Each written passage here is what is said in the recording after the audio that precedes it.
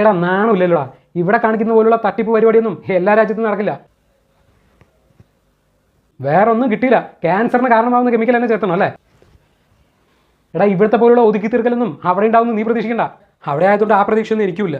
അതാ നല്ലത്, നാലാൾ അറിയട്ടെ നിന്റെ തനിക്കോണം. സിംഗപ്പൂരും ഹോങ്കോങ്ങും ഈ 2 അലവലാദികളെയും പിടിച്ച് പുറത്താക്കിയിട്ടുണ്ട്. കാരണം എത്തിലീൻ ഓക്സൈഡ് എന്ന് പറയുന്ന ക്യാൻസറിന് കാരണമാകുന്ന ഒരു കെമിക്കൽ കണ്ടന്റ് കറി പൗഡറുകളിൽ കണ്ടെത്തി എന്നുള്ളതാണ് കുറ്റം. MDH എന്ന കമ്പനിയുടെ Madras curry powder, mixed masala powder, sambar masala എന്നിവയിലും എവറസ്റ്റിന്റെ ഫിഷ് കറി മസാല പ്രൊഡക്റ്റുകളിലുമാണ് ഇവ കണ്ടെത്തിയത്. ഹോങ്കോങ്ങിലെ സെന്റർ ഫോർ ഫുഡ് സേഫ്റ്റി റെഗുലറായി നടത്തി വരാറുള്ള ഫുഡ് റൊട്ടീൻ സർവൈലൻസിലാണ് ഇവ കണ്ടെത്തിയത്. IARC international agency for research on cancer ഔദ്യോഗികമായി എത്തിലീൻ ഓക്സൈഡ് ഗ്രൂപ്പ് 1 കാർസിനോജനായി തിരഞ്ഞെടുത്തിട്ടുണ്ട്. ഈ എത്തിലീൻ ഓക്സൈഡ് പലതരത്തിലുള്ള ക്യാൻസറിനും കാരണമാകുമെന്ന് പഠനങ്ങൾ തെളിയിക്കുന്നു. ഇത് ആദ്യമായല്ല ഒരു ഇന്ത്യൻ സ്പൈസസ് കമ്പനി ഇന്റർനാഷണൽ മാർക്കറ്റിൽ പരിശോധന നേരിടുന്നത്. കഴിഞ്ഞ വർഷം ഇതേ സമയം എവറസ്റ്റ് എന്ന കമ്പനിയുടെ പല പ്രൊഡക്റ്റുകളിലും സാൽമോണല്ല ബാക്ടീരിയ കണ്ടെത്തിയതിനെ തുടർന്ന് US food and drug administration